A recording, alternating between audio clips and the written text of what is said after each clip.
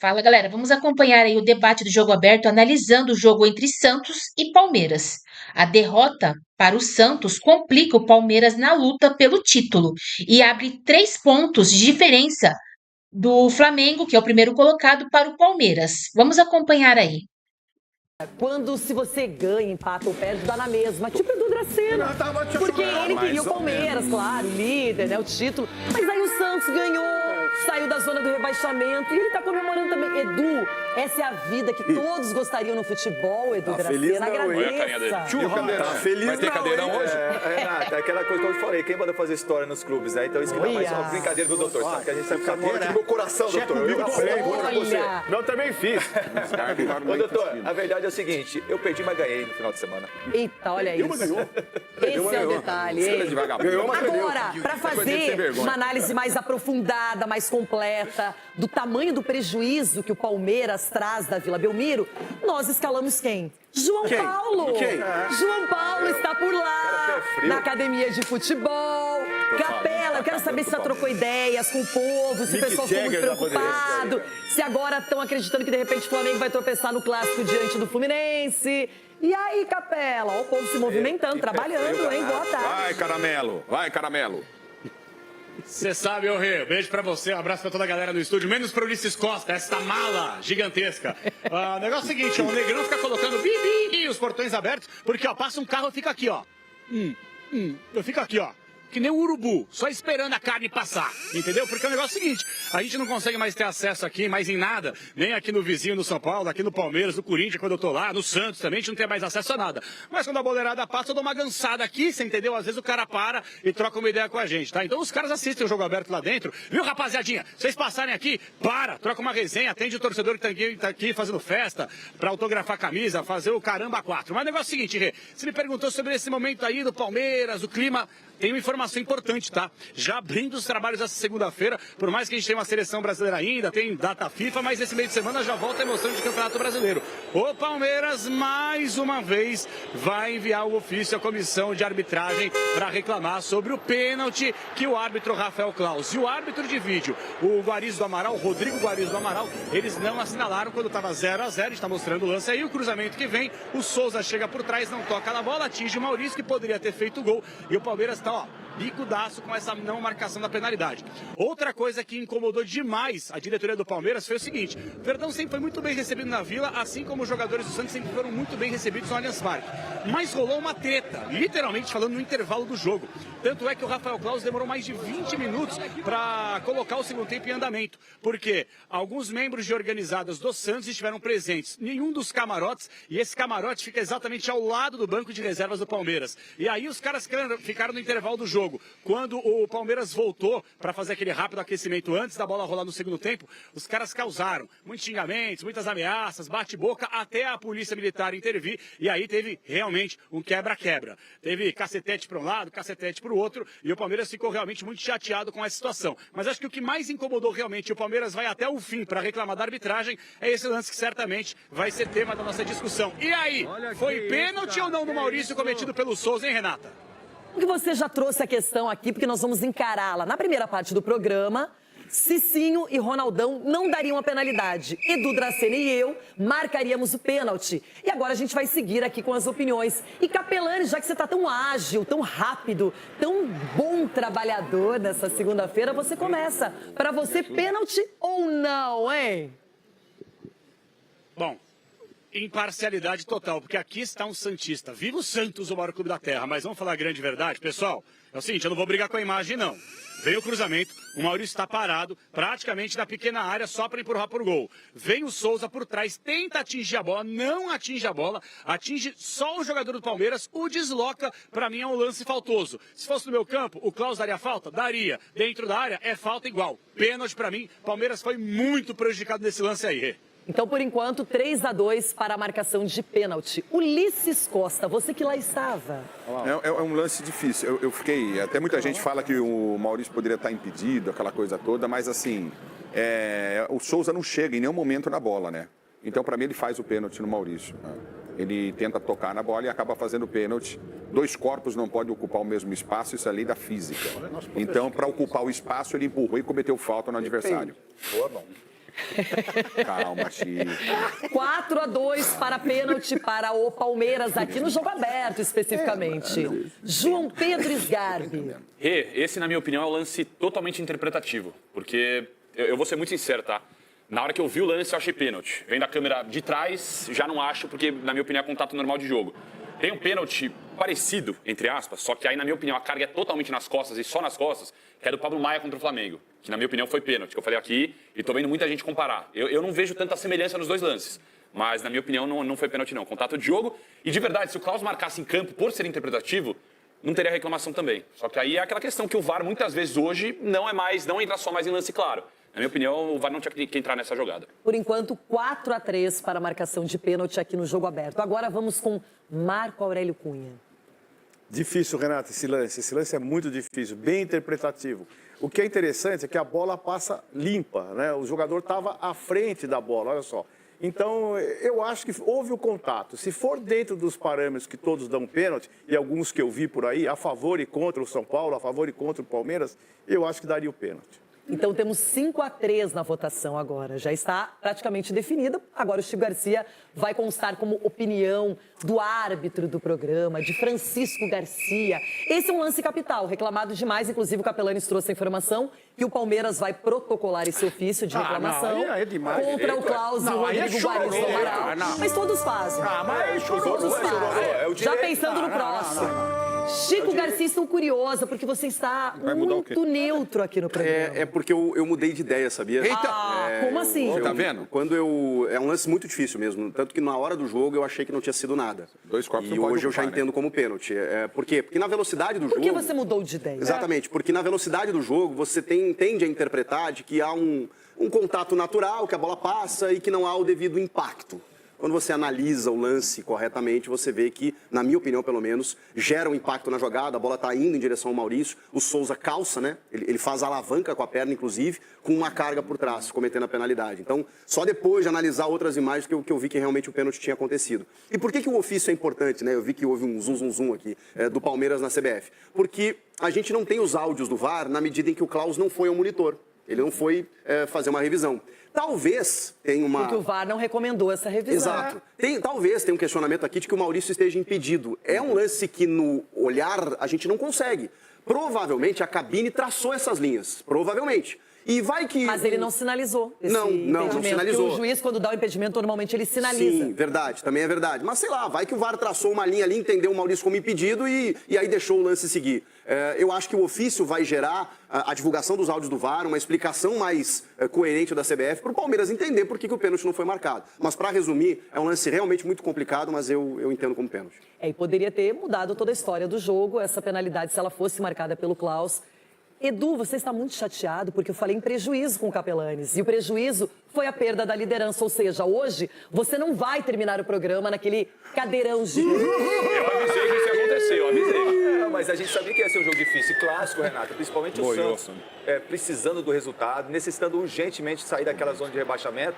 E enfrentar o Santos na Vila Belmiro sempre vai ser complicado. O alçapão ali da Vila, quem jogou ali sabe como funciona. Só que a questão que eu vejo assim, não vou ficar aqui chorando, lamentando, a questão realmente que eu entendo foi a postura do Palmeiras no primeiro tempo. O primeiro tempo do Palmeiras muito abaixo, alguns jogadores não conseguiram desempenhar o futebol que a gente imaginava. Entendeu? O lado, como eu falei no primeiro bloco, o lado esquerdo do Santos no primeiro tempo, né, não conseguiu atacar, não conseguiu marcar, né, o Igor Vinícius e junto com o Barreal tiveram algumas chances ali, né, colocaram os jogadores em dificuldade. O Negão então, tá legal com você, o Negão, hein? Não soltou nada pra você até agora, o Negão aí não soltou nada, Negão. O que é? Peraí, Ronaldão. Não, solta aí, Negão. Solta o que, Negão? Chora que hidrata. Você quer... Não, só isso, pode continuar. O Ronaldo quer mandar no programa. Pode continuar, velho. O Ronaldo quer mandar no programa. Não, é porque quem perde sofre. Eu não quero mandar no programa, mas eu tenho uma perguntinha. Perguntinha, capitão. Perguntinha, olha lá. O Santos escapa, o Palmeiras campeão da Libertadores, mas não ganha o Brasileiro. Fecha agora? Aonde você vai fechar isso aí, velho? Aí já mudou até o seu O problema é que as Eu duas... perguntei qual que ele preferiria antes. Ele não falou nada. É engraçado. Dudu, Eu perdi, mas ganhei. o que ele gostaria de dizer assim, os dois. Claro. Essa é a preferência dele, não é? Gente, olha só, Flamengo e Palmeiras nas duas frentes mais importantes estão ali.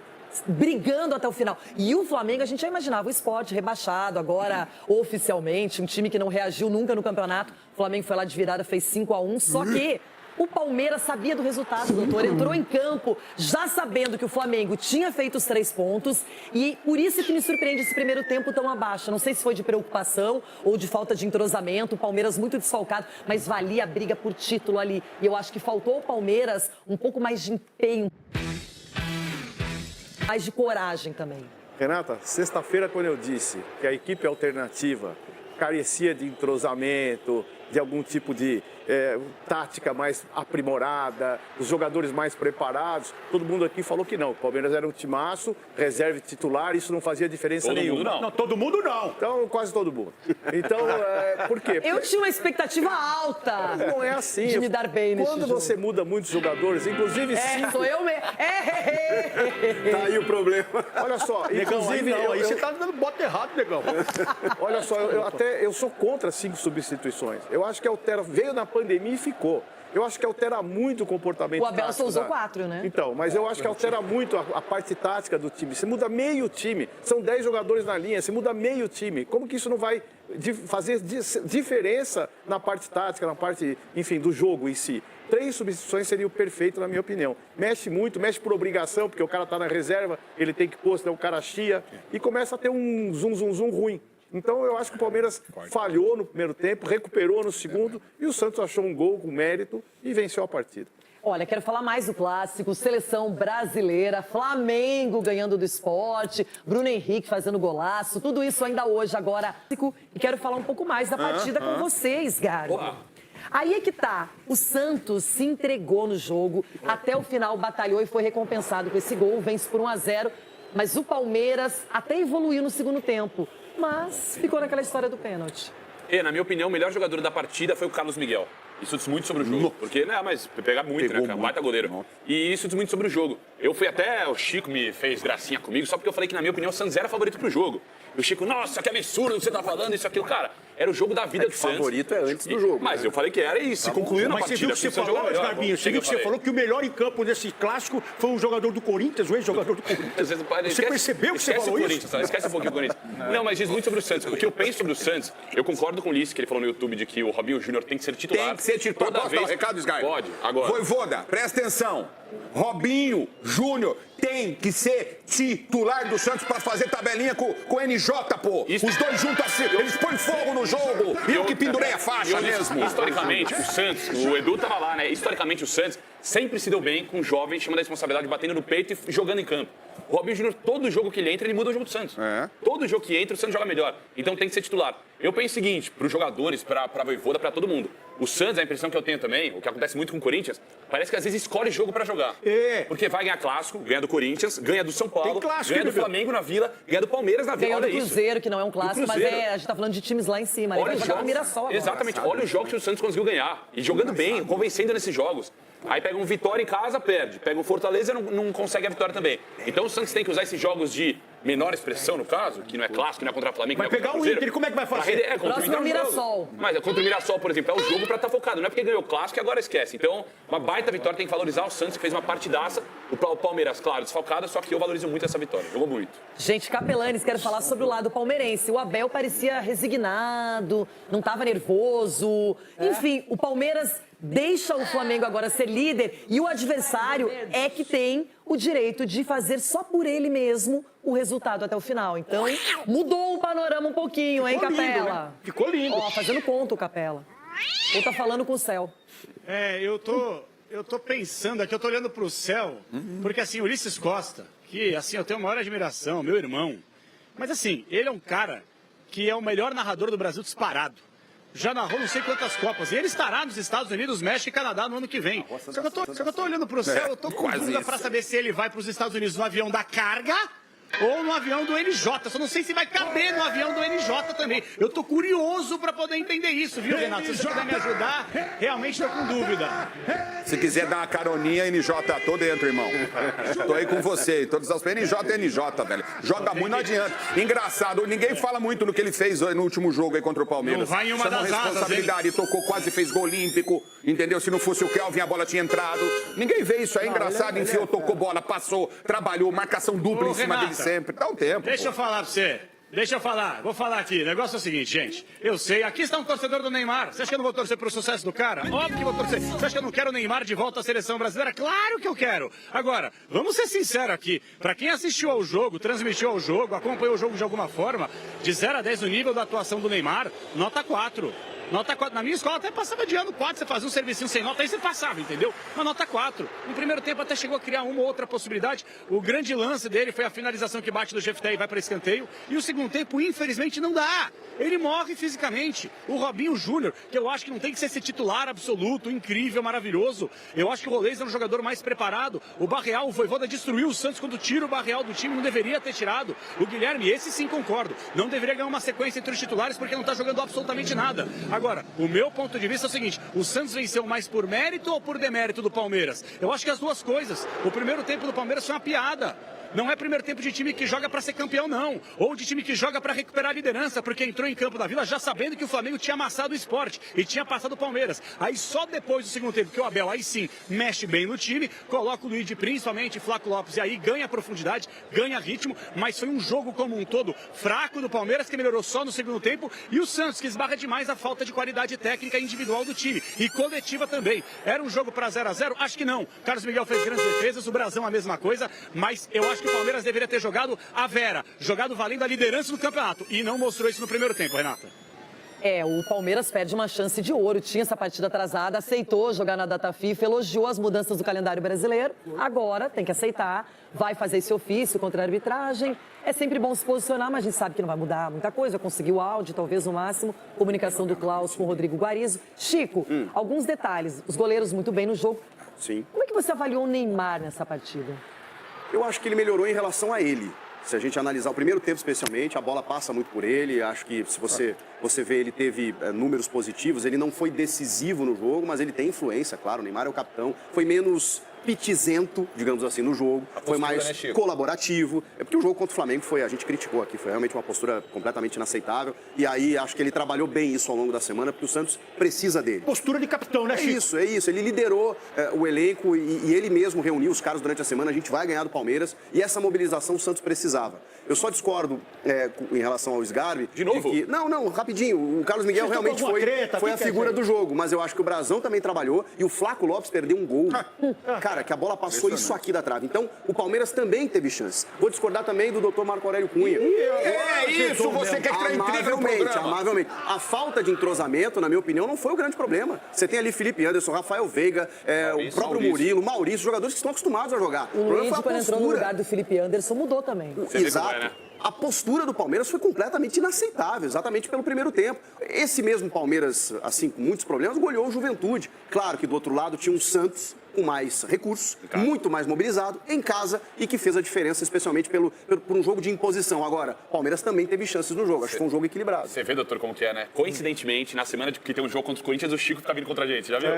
Corintiana, velho. Não tem nada a ver. A falta de postura. Não é debate, cada um pode não é clubístico. A falta de postura é exatamente a falta do comprometimento daquilo que é o entrosamento. Onde um tá, onde o outro vai receber a bola, um que corre pelo outro. Quando você não encontra... ruim. Tá marcado aqui, obrigado. Quando você não encontra esses ingredientes todos, há uma falta de entrosamento. Mas, acima de tudo, a vontade do time do Santos foi absurda. A torcida, o que o time fez, a torcida apoiou, foi pra cima. E o NJ, como sempre, comandou tudo isso. E eu quero falar daqui a pouquinho, sabe sobre o quê, Edu Dracena? Flamengo, novo líder do Brasileirão.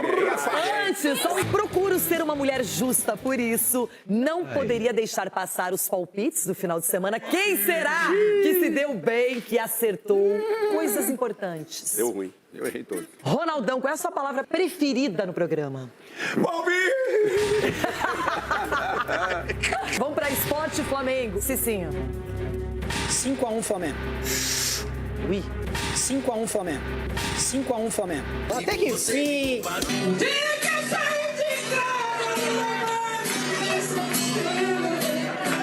Brasil e Senegal. Edu Dracena. 2-0 Brasil. 2-0 Brasil. 2-0 Brasil. O mágico Edu Dracena chegou. Sgarbi. 2-0 pra nós. 2-0 pra nós. 2-0 pra nós. Santos e Palmeiras. Sgarbi. Santos vai ganhar e não vai cair. 1-0 Peixão. 1-0 Peixão. 1-0 Peixão. Sou alvinegro da Vila Belmiro. O Santos vive. 1-0 Palmeiras. 1-0 Palmeiras. Pode mostrar, porque ele está no lugar mais cobiçado, mais desejado no Campeonato Brasileiro. É primeiro lugar isolado. Isolado. Eu só vou dizer uma coisa, se eu fosse vice-líder, eu estaria dando pulos de alegria, rolando nesse cenário. Então, tem muito campeonato ainda. Parabéns, Sgarbi. Aproveitamento selecionável e aproveitamento de clássico. Obrigado. Eu avisei para um amiguinho meu aqui do programa, capitão Edu Dracena, que mora no meu coração, que uma hora ele cairia dali. Ele sairia daquele cadeirão. E chegou a hora. Só que, ó, do Flamengo, a tabela do Flamengo para esse final de brasileiro é dificílima, tá? Difícil pegar Fluminense, que tudo gente, bem o campeonato não acabou. Mirassol também pega aqui, não tem resultado negativo em casa. Mas é dificílimo para os adversários. Gente, e no meio disso tudo, saberemos quem será o campeão da Libertadores antes do final do campeonato. Olha a loucura. Será que isso, por ser Palmeiras e Flamengo, vai influenciar também no brasileiro? Ah, vai sim, lógico. Sim. Mas isso é um prêmio para o futebol. Essa situação que vive Palmeiras e Flamengo. Prêmio no futebol ganha com isso. São clubes organizados. São clubes organizados, sem dívidas, clubes que merecem estarem onde estão. Mas aí que tá, eu acho que eles não vão se contentar só com o título da Libertadores. Conhecendo os dois, eles vão querer. Quem até porque ano passado o Botafogo fez isso, ganhou o Brasileirão e ganhou a Libertadores. O Mico ganhando os dois, a Libertadores e o Brasileiro. Cai sim. Cai na graça da torcida. Gente, o Flamengo tinha uma tabela mais fácil, porque o Palmeiras enfrentava o clássico com o Santos, tem a rivalidade, um jogo tradicional, e o Sport nas cordas, até saiu na frente, deu aquele pequeno e leve susto, depois produz 2 expulsões, 2 cartões amarelos acumulados para cada um, Matheus Alexandre também para o Ramon Menezes, e aí o Flamengo deita, rola, goleia. Esses cartões aí é meio questionável. Ah, eu não questiono, não. O Palmeiras perdeu 2 seguidas, nem falou que nem ia perder, deu 2. Só pro Sport deu cartão amarelo. Não, 4 pro Sport e 2 pro Flamengo. Abriu a caixa de ferramenta. Que isso, os caras com cartão dando carrinho daquele jeito. O zagueiro lá, Ramon, era pra ser o segundo amarelo, a faltinha que ele fez ali? Mas não é... Cara, assim, gente, o Sport é um time que já tá na segunda divisão, já sabia disso. Uma baita torcida sofrer desse jeito. E aí já tinha sido vendido a partida pra Arena de Pernambuco, já tinha mudado o cenário, então... Você torceu pra quem nesse jogo? Nem torceu. Eu pro futebol, né, Rê? Mudava a minha vida. A minha vida mudava no que veio depois. Mudou pra pior. Palpite! Já não pra palpite. É melhor... Agora o vovô, cuidado com o vovô. E vamos ouvir o que disseram Felipe Luiz, o próprio Bruno Henrique e Abel Ferreira. A resposta que eu tenho que dar é dentro de campo. As críticas que recebi, pessoas, jornalistas, a todo tempo falando de uma forma muito pesada, eu vi muito isso, muita raiva, muito ódio dessas pessoas, mas que Deus possa abençoar eles. E a resposta que eu tenho que dar é pro Flamengo, nosso torcedor, e é isso que eu vou fazer daqui para frente. O que eu quero fazer é só jogar futebol e esquecer o que ficou para trás e me preparar cada dia mais, treino por treino, jogo por jogo, para mim chegar no dia 29 bem e conquistar esse título que todos nós queremos, Eu imagino que o dano na imagem dele é irreparável, Não se falará que ele foi absolvido das acusações desse artigo, do mesmo jeito que foi falado que ele era acusado, Então, ele deve falar e a única coisa é que isso sirva de aprendizado, Porque muitas vezes crucificamos uma pessoa antes de ela ser julgada e condenada em última instância e isso é injusto, Porque duvido que ele vai ficar 8 minutos agora no Fantástico falando da absolvição que ele foi absolvido. Eu sou um cidadão paulistano. Eu trabalho há 5 anos no Brasil. Acho que o futebol realmente aqui está no gênese das pessoas que vivem aqui no Brasil. Vocês respiram futebol, as pessoas respiram futebol, as torcidas respiram futebol. E, portanto, eu acho, na minha opinião, que o futebol devia ser o embaixador daquilo que são os valores, daquilo que é o respeito, daquilo que é a ética, daquilo que é a educação para as gerações presentes e para as gerações futuras. Sim, somos rivais, não somos inimigos. O futebol precisa de união e acho que é isso que faz realmente a magia do futebol, unir diferentes classes sociais e não o individualismo. Sim, sou muito competitivo, sim, tenho melhorado muito naquilo que tem a ver com os meus comportamentos durante os 90 minutos, mas não tenho tenho muito pouco a dizer em relação a isso. Como te disse, foi muito bem recebido aqui no Brasil e sou muito grato ao futebol brasileiro. O resto eu acho que vocês conhecem como isto funciona melhor que eu, está bem? Obviamente que depois de perder de 1-0 o clássico no finalzinho com requintes de crueldade, o Abel estava pra lá de abatido. Isso ficou nítido. Ele estava se despedindo. É o desejo do cara. O cara não vai embora. Ele se despediu aí. Esse cara é o maior treinador do futebol brasileiro. Ele é o maior treinador do futebol brasileiro. Agora, esse negócio do Bruno Henrique vai repercutir por muito tempo. Agora o Flamengo, que não tem nada a ver com isso, está super feliz da vida. Ele já foi um dos autores dos gols que definiram a vitória do Flamengo para cima do Sport. É um jogador que na Libertadores vai ser super útil para o Felipe Luiz, experiente, sabe fazer gol. Sgarbi, é assim, e vida que segue. É assim, eu só não concordo com a postura do Flamengo no modo geral, do Bruno Henrique, assim, e até do Felipe Luiz na coletiva, porque falam como se nada tivesse acontecido, no modo geral, como se, e não é, né, como se o Bruno Henrique fosse vítima agora do que a imprensa falou, do que tal pessoa falou, não é assim. Aconteceu o fato, é provado, aconteceu. O clube já se manifestou, Bruno Henrique, aconteceu. Aí não, porque tudo que ele escutou, tal, na minha opinião, não é bem assim. E agora que está, claro, absolvido nessa situação, o Flamengo tem que ir mais apoio para jogar. Um jogador comum agora. Mas é um jogador dessa qualidade do Bruno Henrique, ele ficou bravo que falaram que já julgaram ele antes. Ele tá certo também. Ô, Ronaldo, mas ninguém julgou. Porque você tem que esperar o julgamento. Ronaldo, também. Eu acho que isso aí é assim. Agora a gente pode não concordar. Tá bom, mas ele foi julgado numa primeira vez, pegou 12 jogos e depois evaporou. Ele foi julgado pela justiça a primeira vez. Eu só não concordo com o argumento. Parece que nada aconteceu. Não é bem assim, né? É bem assim. Capelanes, o quanto isso está incomodando aí, não só o fato do Bruno Henrique estar liberado, mas o próprio Flamengo, agora líder, o Palmeiras vai ter que remar e ainda secar o adversário. Renata, essa situação do Bruno Henrique ela é calamitosa. Eu repito, aqui é um escândalo. E o Felipe Luiz, que eu tenho a maior admiração, foi pequeno. Falar sobre dano à imagem do Bruno Henrique é agora irreversível. E como é que fica a questão moral do futebol brasileiro, Felipe Luiz? Vítima, Bruno Henrique, e é bem a cara, né, desse tipo de gente. Porque o negócio é o seguinte, agora vamos ouvir a palavra de Deus, agora vamos jogar pra lá, ai que Deus perdoe as pessoas ruins, que isso, que aquilo. Onde já se viu? Onde já se viu? Acharam brechas no Código Esportivo, atrasado tanto quanto o Código Penal, e vai ficar por isso mesmo, puro suco de Brasil. É isso, chegou ao final, mas amanhã tem muito mais jogo aberto. Uma semana que tem Campeonato Brasileiro voltando, Série B pegando fogo, Copa Sul-Americana decisiva pro Galo. Depois de enfrentar o Santos com 8 desfalques durante a data FIFA, o Palmeiras agora se prepara para receber o Vitória às 19h30 da quarta-feira, com 2 reforços confirmados e a espera de mais 6 que retornam ao Brasil em voos fretados após os últimos amistosos com as respectivas seleções. Treinando desde domingo na academia de futebol estão os meios-campistas Andréas Pereira e Alan, que cumpriram suspensão contra o Santos e retornam no jogo antecipado da 37ª rodada. Ambos com possibilidade de voltar à escalação titular no meio de campo, setor que sofreu com falta de criatividade na Vila Belmiro. Flaco Lopes esteve à disposição na última partida e atuou, mas saindo do banco de reservas, uma vez que havia retornado da seleção argentina na madrugada do mesmo dia. Ele participou do regenerativo no treino de domingo e contra o Vitória deve voltar a ser titular. Além dos 3, outros 6 nomes retornam ao Palmeiras às vésperas da partida e por isso ainda dependerão de uma avaliação do núcleo de saúde e performance, para saber se terão condições de reforçar a equipe diante do Vitória. É o caso de Vitor Roque, que está com a seleção brasileira. Gomes e Ramon Sosa, com o Paraguai, e Piquerez, M. Martínez e Facundo Torres, com o Uruguai.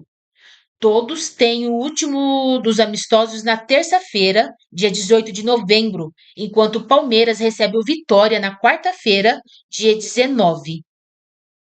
Essa questão de energia vamos avaliar jogo a jogo, disse Abel Ferreira no sábado, após lamentar a falta de opções no banco para substituir Aníbal, que estava cansado. As novidades, portanto, ainda que possam não ter condições de iniciar a partida como titulares, no mínimo impactam no aumento de opções no banco de reservas. Roque retorna logo após o confronto do Brasil com a Tunísia, na França, no avião da presidente Leila Pereira, enquanto os demais retornam em voos fretados pelo clube. A seleção paraguaia enfrenta o México na terça-feira e a uruguaia enfrenta no mesmo dia os Estados Unidos, onde acontecem os jogos. Abel Ferreira ainda terá sessões de treino para definir a escalação, mas um provável time com esses retornos conta com Carlos Miguel, Kelvin, Murilo, Fux ou Gomes e Jefité ou Piquerez, Aníbal, Andréas Pereira, Maurício ou Veiga e Alan, Bruno Rodrigues e Flaco Lopes.